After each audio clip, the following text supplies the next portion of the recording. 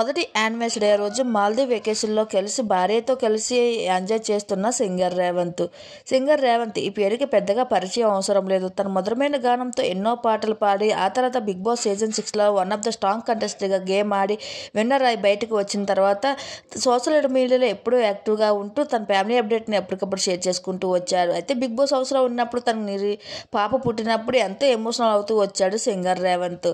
అయితే సింగర్ రేవంత్ భార్య అన్విత కూడా ఎప్పుడు సోషల్ మీడియాలో చాలా యాక్టివ్గా ఉంటుంది. అయితే నిన్న మొదటి యానివర్సరీ డే కావడంతో మాల్దీవ్ వెకేషన్ భార్యతో కలిసి వెళ్ళి కొన్ని బెస్ట్ మూమెంట్స్ని అలాగే కొన్ని వీడియోస్ని కూడా అభిమానులతో షేర్ చేసుకుంటూ వచ్చారు.